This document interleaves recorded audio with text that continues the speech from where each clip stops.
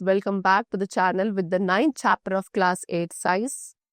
That is about the amazing world of solute, solvent and solutions. Okay, let's begin with the introduction first of all. So students, have you ever mixed sugar and water and watched it disappear? ठीक है, आपने क्या कभी भी water में sugar को add किया and stir करने के बाद देखा कि वो शुगर जो है वो डिसअपियर हो जाती है, या आपने सॉल्ट को ऐड किया हो लेमनेड में उसको टेस्टी बनाने के लिए.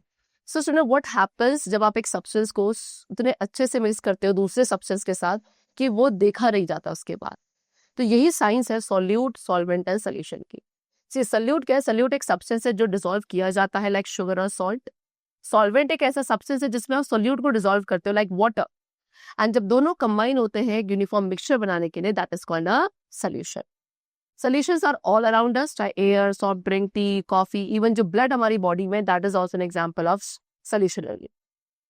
सो नाउ अंडरस्टैंडिंग कि कैसे सब्सटेंस डिसॉल्व होते हैं, सॉल्युबिलिटी को क्या अफेक्ट किया जाता है, कैसे सॉल्यूशंस बिहेव करते हैं, it will help us to make sense of many everyday activities from making medicines and purifying water to cooking food and creating a new materials in industries.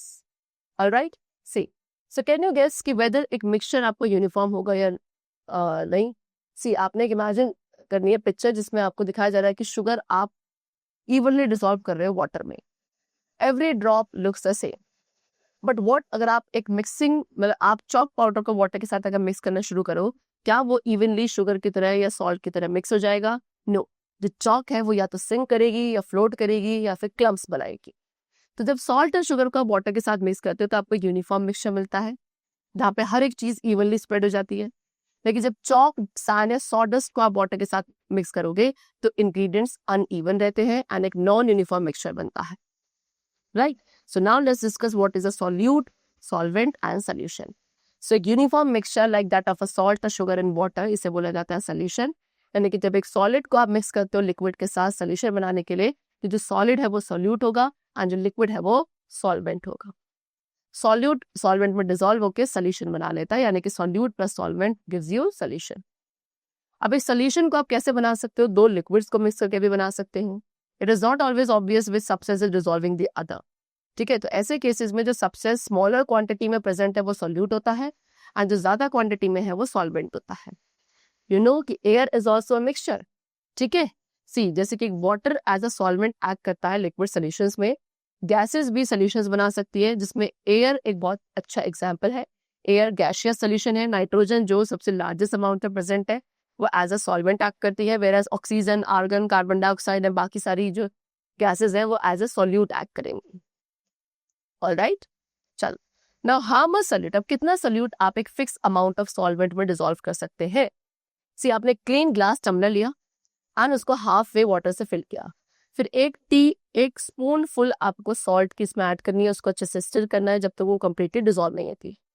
फिर आप सॉल्ट को 1 spoon at a time continuously add करते रहेंगे, stir करते रहेंगे हर एक addition के बाद, एंड ऑब्जर्व कि कितनी स्पून फुल ऑफ सॉल्ट आपने उसमें डिसॉल्व कर दिए, है ना. एंड कब आप एक ऐसे स्टेज पे पहुंच गए जब उसमें more sugar can not be dissolve. Alright, see so you may have notice कि दैट एट फर्स्ट पहले तो सॉल्ट आपको कंप्लीटली डिसॉल्व हो जा रहा है वाटर में जिससे वो सोल्यूशन बन गया. राइट, फिर जब आपने फ्यू मोर स्पूनफुल जो है ऐड करी तो एक पॉइंट ऐसा है जब वो एडेड सॉल्ट जो है अब उसमें डिसॉल्व नहीं हो रहा एंड वो नीचे सेटल होना शुरू हो चुका है. दिस शोज कि वाटर अपनी सॉल्ट डिसॉल्व करने के लिमिट तक पहुंच चुका. तो एक ऐसा सोल्यूशन जिसमें आप मोर सोल्यूट आपका स्टिल डिसॉल्व हो पा रहा है, अभी भी सॉल्यूट डिसॉल्व होने की अगर उसमें एबिलिटी है एक गिवन टेम्परेचर पर, ऐसे सोल्यूशन को बोलते हैं अनसैचुरेटेड सोल्यूशन.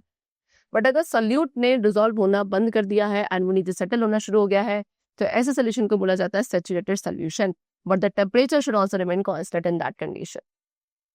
नाउ स्टूडेंट, तो अमाउंट ऑफ सॉल्ट, कितना अमाउंट ऑफ सॉल्ट एक फिक्स क्वांटिटी ऑफ सॉल्यूशन या सॉल्वेंट में प्रेजेंट होता है उसे बोलते हैं उसका concentration. And based on the amount of solute एक सोल्यूशन को डाइल्यूट या कॉन्सेंट्रेटेड कहा जाता है.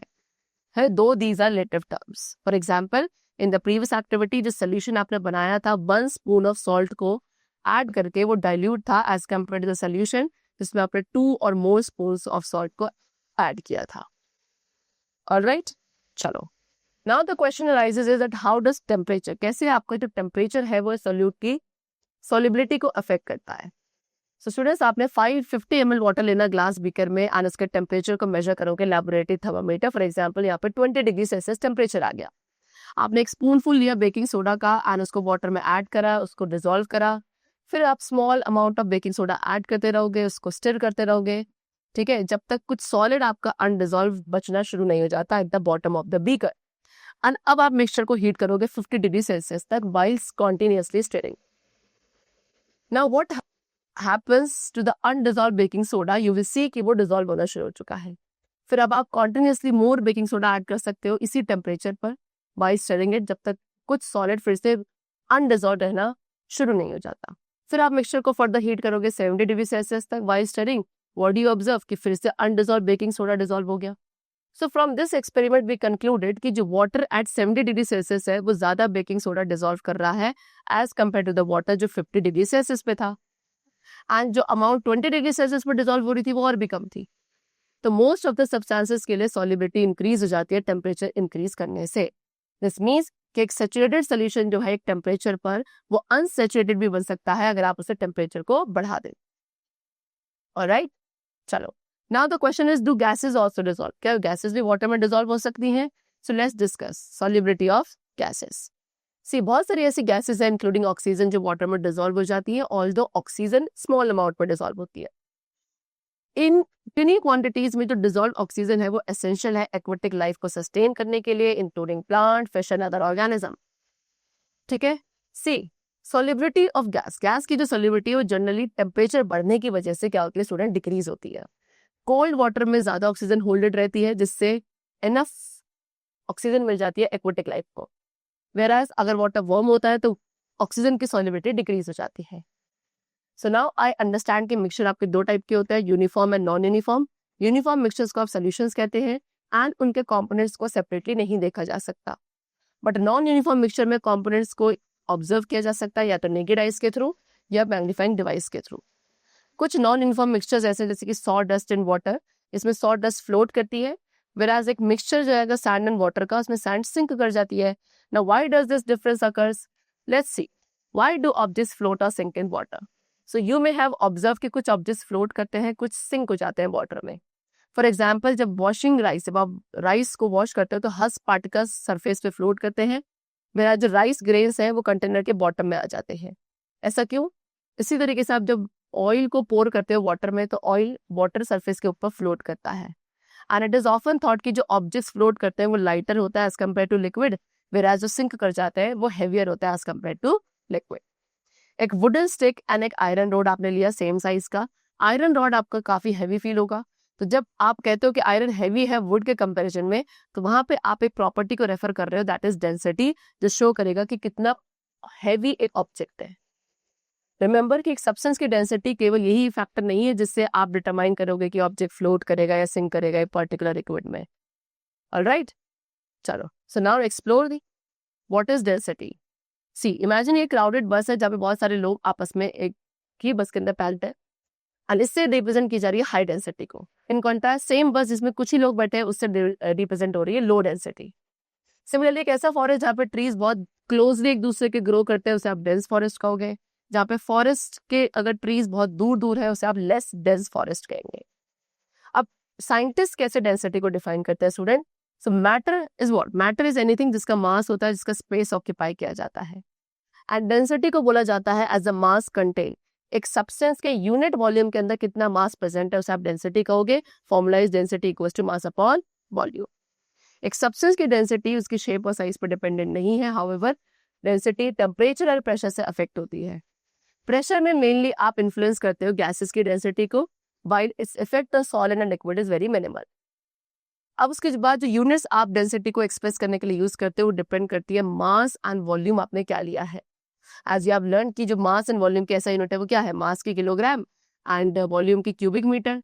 इसलिए जो ऐसा यूनिट है डेंसिटी की वो होगी किलोग्राम पर cubic metre, which will be written like this. But liquids के लिए जो अदर यूनिट्स हम यूज करते हैं दैट इज व्हाट, ग्राम पर मिलीलीटर या ग्राम पर cubic centimetre. Alright, now conversion factors for density. See 1 kilogram पर मीटर क्यूब में कितना होता है 1000 ग्राम पर मीटर क्यूब, और 1000 ग्राम पर 1000 लीटर, और 1 ग्राम पर लीटर, और 1 ग्राम पर 1000 मिलीलीटर, और 1 ग्राम पर 1000 सेंटीमीटर क्यूब। रूम टेम्परेचर पे जो मास होता है 1 ml ऑफ वाटर का वो अप्रॉक्सीमेटली 1 ग्राम होता है। तो जब आप वाटर को मेजर करोगे आप यूजुअली वॉल्यूम को ml में लेते हैं, मास को ग्राम में लेते हैं। तो जो 10 ml ऑफ वाटर है उसका मास अगर 10 ग्राम है एंड 100 ml ऑफ वाटर है तो उसका मास 100 ग्राम है। फॉर एग्जाम्पल एक एल्यूमिनियम ब्लॉक है जिसका मास 27 ग्राम है एंड वॉल्यूम है 10 सेंटीमीटर क्यूब, तो उसकी डेंसिटी होगी 2.7 ग्राम पर सेंटीमीटर क्यूब। दिस मीन्स कि एल्यूमिनियम 2.7 टाइम्स ज्यादा डेंस है as compare to water. So basically इसे आप एक्सप्रेस कर रहे हो एक रिलेटिव डेंसिटी एल्यूमिनियम की किसके रिस्पेक्ट में, वाटर के रिस्पेक्ट में, विच इज 2.7, एक ऐसा नंबर जिसमें कोई यूनिट नहीं होगी। तो किसी भी सब्सटेंस की अगर आपको डेंसिटी निकालनी है, रिलेटिव डेंसिटी वाटर के रिस्पेक्ट में, तो फॉर्मूला क्या होगा, density of that substance upon density of water at that temperature. Now determination of density, तो एक ऑब्जेक्ट की डेंसिटी को निकालने के लिए आपको उस ऑब्जेक्ट का मास एंड वॉल्यूम पता होना चाहिए। अब कैसे मास मेजरमेंट होता है, सी मास है अमाउंट ऑफ मैटर, एक ऑब्जेक्ट में कितना मैटर प्रेजेंट है उसे मास कहते हैं, एंड जिस इंस्ट्रूमेंट का यूज करके मास को मेजर किया जाता है दैट इज बैलेंस। आपने देखा होगा डिफरेंट टाइप्स के बैलेंसेस शॉपकीपर्स यूज करते हैं। यहाँ पे हम एक डिजिटल विंग बैलेंस देने वाले हैं मास को मेजर करने के लिए। And as you learn in the chapter exploring forces, weight and mass दोनों ही रिलेटेड होते हैं आपके अर्थ पर। ऑलराइट, चलो now see how to measure volume. See student, you learn till curiosity grade 6 की जो वॉल्यूम है, वॉल्यूम क्या है, space occupied by an object. And जो वॉल्यूम की ऐसा यूनिट होती है वो होती है cubic metre, that is what, एक क्यूब का वॉल्यूम विद ईच साइड जिसकी मेजरमेंट है 1 मीटर। स्मॉल ऑब्जेक्ट्स के लिए वॉल्यूम क्यूबिक डेसीमीटर या क्यूबिक सेंटीमीटर में एक्सप्रेस किया जाता है। 1 क्यूबिक सेंटीमीटर को आप ऐसे 1 cc भी लिखते हैं। लिक्विड्स का वॉल्यूम यूजुअली लीटर्स में एक्सप्रेस किया जाता है, which is equal to 1 decimetre cube. एक कॉमनली यूज होने वाली जो स्मॉलर यूनिट है लीटर की वो है मिलीलीटर, जो 1 सेंटीमीटर क्यूब के इक्वल होती है। एक मेजरिंग सिलेंडर क्या है, कॉमन टूल जिससे हम लिक्विड्स का वॉल्यूम मेजर करते हैं। एक नैरो ट्रांसपेरेंट सिलिंड्रिकल कंटेनर है जिसका एक एंड ओपन होता है, एक क्लोज्ड होता है, एंड जो मार्किंग होती है ट्रांसपेरेंट बॉडी पे वो इंडिकेट करती है कि उसके अंदर कितना वॉल्यूम ऑफ लिक्विड है, and it is allowing us to measure the desired amount. Measure cylinders different size में आते हैं जैसे कि 5 ml, 10, 25, 50, 100, 250 and so on. Alright, चलो now see student, for the measure cylinder, ठीक है, यू मस्ट हैव सीन कि जो डिफरेंस होता है मेजर मार्क्स के बीच में सिलेंडर में, such as 10 ml and 20 ml और 40 ml एंड 50 ml, वो कितने का होता है, 10 ml। तो 10 स्मॉल डिवीजन होती हैं इन दो मेजर मार्क्स के बीच में, that means 1 small division represent करेगा 10 divided by 10 equals to 1 ml को। इसलिए जो स्मॉलेस्ट वॉल्यूम है इस मेजर सिलेंडर का वो कितना होगा, 1 ml। अब एक स्मॉलेस्ट वॉल्यूम एक मेजर सिलेंडर का जो आप मेजर कर सकता है वो उसकी टोटल कैपेसिटी के ऊपर डिपेंडेंट है। स्मॉलर सिलेंडर्स जो है 10 ml के और 25 ml के, उसमें जो स्मॉलर डिवीजन है वो यूजुअली 0.1 ml का होता है। एंड एट 100 ml का सिलेंडर है तो वो 1 ml होता है, 250 ml सिलेंडर के लिए 2 ml एंड 500 ml सिलेंडर के लिए 5 ml।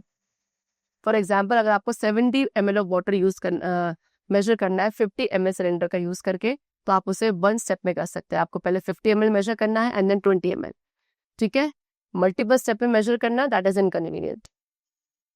चलो अब एक 250 ml या 500 ml सिलेंडर का यूज कर रहे हैं तो उससे आप क्या कर सकते हो, मेजरमेंट को 1 स्टेप में कर सकते हैं, ठीक है। बट जो एक्यूरेसी है वो डिक्रीज हो जाती है बिकॉज जो स्मॉलेस्ट डिवीजन होता है वो लार्ज होता है as compare to 100 ml cylinder. इसलिए एक 100 ml measuring cylinder best choice है इस मेजरमेंट के लिए। ऑलराइट, नेक्स्ट यहाँ what, determining volume of solid object with regular shapes. Okay, तो आपने सेवरल क्यूबॉइड शेप ऑब्जेक्ट लेने लाइक नोटबुक, शू बॉक्स और डाइस। उनकी लेंथ, विड्थ, हाइट आप हर एक ऑब्जेक्ट की स्केल का यूज करके मेजर करोगे। फॉर एग्जांपल एक नोटबुक की लेंथ है 25 centimetre, width is 18 centimetre and height is 2 centimetre. तो फॉर्मूला यूज होगा length into width into height, 25 into 18 into 2, that will be 900 centimetre cube. Alright, चलो फिर उसके बाद आप वॉल्यूम निकालना सीख रहे हो एक इरेगुलरली शेप्ड ऑब्जेक्ट का। तो एक ऑब्जेक्ट है लाइक अ स्टोन जिसकी रेगुलर शेप नहीं है, इसकी डेंसिटी निकालने के लिए आपको उसका वॉल्यूम पता होना चाहिए। तो कैसे निकलेगा, तो उसके लिए आपने क्या लिया, आपने several cuboid shape object use करे जैसे कि notebook, shoe box, dice. Length, width and height हर एक ऑब्जेक्ट की मेजर करी। फॉर इंस्टेंट एक नोटबुक की लेंथ है 25 centimetre, width is 18 centimetre and height is 2 centimetre. तो वहां पे आप फॉर्मूला यूज कर रहे थे, अगेन सेम वही, कितना आया था 900 सेंटीमीटर क्यूब। बट एक इरेगुलर शेप ऑब्जेक्ट था तो क्या करना है, अगेन वेरियस ऑब्जेक्ट्स कलेक्ट करेंगे सराउंडिंग से like stone, metal keys and similar items. फिर एक मेजरिंग सिलेंडर फिल करना है जिसमें वाटर आपके चूजन वॉल्यूम तक का होगा, फॉर एग्जाम्पल 50 ml। एंड आपको फिर इनिशियल वॉल्यूम नोट करना है। फिर ऑब्जेक्ट को टाई करेंगे, जैसे कि स्टोन को आप टाई करोगे थ्रेड के साथ एंड जेंटली उसको नीचे की तरफ आपको लोअर करना है इनटू द मेजरिंग सिलेंडर। फिर observe what happens to the water level. फिर आप फाइनल वॉल्यूम को रिकॉर्ड करोगे जब वो राइज हो जाएगा, फॉर एग्जांपल 55 ml। फिर इनिशियल वॉल्यूम को सब्ट्रैक्ट करेंगे फाइनल वॉल्यूम में से, सो दैट इज ऑब्जेक्ट का वॉल्यूम निकल जाएगा। ऑलराइट, तो जो वॉल्यूम वैल्यू मेजर की जाती है ml में, उसको एक्सप्रेस किया जा सकता है in equivalent units of centimetre cube for solid. We have already learn कि कैसे डिफरेंट लिक्विड्स एंड सॉलिड का मास एंड वॉल्यूम मेजर किया जाता है। ये मेजरमेंट का यूज किया जाता है ऑब्जेक्ट या सब्सटेंस की डेंसिटी को कैलकुलेट करने के लिए। तो डेंसिटी का फॉर्मूला होता है मास अपॉन वॉल्यूम। ऑलराइट, चलो now C students, did you know कि अर्थ किसका बना है? सेवरल लेयर्स का बना है, that is earth, upper mantle, lower mantle, outer core, inner core, and हर एक की एक स्पेसिफिक रेंज ऑफ डेंसिटी है। जो सबसे आउटर मोस्ट लेयर है क्रस्ट, उसकी लाइटेस्ट है, एंड जो डेंसिटी है लेयर्स की वो इंक्रीज होती जाती है जैसे से आप अर्थ के सेंटर टुवर्ड्स जाएंगे। जितना ज्यादा डीप जाएंगे अर्थ में, प्रेशर और टेम्परेचर दोनों बढ़ता जाता है, जिससे मटेरियल्स डेंस होते हैं and they become more compact. Alright, now we have the topic effect of temperature on density. So in general जो डेंसिटी एक सब्सटेंस की वो डिक्रीज होती है when it is heated and it increases when it is cooled. So this can be understood based on what you learned in the chapter particulate nature of matter. यानी कि जब temperature rise होता है तो एक substance के जो particles है, whether it is solid, liquid or gaseous, doesn't matter, वो एक दूसरे से farther apart जाते हैं and spread out हो जाते हैं. What it will cause? इससे वॉल्यूम इंक्रीज होगा, whereas mass will remain unchanged. So density is what? Mass upon volume. तो एक वॉल्यूम में अगर इंक्रीज होगा तो density will decrease. Right, so this explain कि क्योंकि आपकी जो हॉट एयर है why it rises up, because वो लेस डेंस होती है as compare to the cooler air which is surrounding it, and इसीलिए जो हॉट एयर बलून है वो भी इसी सेम प्रिंसिपल पे ऑपरेट करते हैं। Alright, next we have the topic effect of pressure on density. So pressure एक सब्सटेंस की डेंसिटी को भी इफेक्ट करता है डिफरेंटली डिपेंडिंग कि उस सब्सटेंस की स्टेट क्या है। गैसेस में इंक्रीजिंग प्रेशर जो है पार्टिकल्स को एक दूसरे के क्लोज लाता है, जिससे वॉल्यूम रिड्यूस हो जाएगा, डेंसिटी बढ़ जाएगी। लिक्विड्स के लिए प्रेशर का एक लिटिल इफेक्ट होता है बिकॉज वो नियरली इनकम्प्रेसिबल होते हैं, as we have learned in the chapter particular nature of matter. लेकिन सॉलिड्स में पार्टिकल्स ऑलरेडी बहुत क्लोज होते हैं एक दूसरे के, इसलिए उन पे प्रेशर अप्लाई करने का एक बहुत ही स्मॉल इफेक्ट होता है, एंड उनकी डेंसिटी में जो चेंजेस आते हैं वो यूजुअली नेग्लिजिबल होते हैं, ना के बराबर होते हैं। Alright, that's the chapter completed over here. And I hope that you must have understood it very carefully. Alright, so let's meet in the next session very soon. And take care of yourself, keep learning very well, and thanks to all.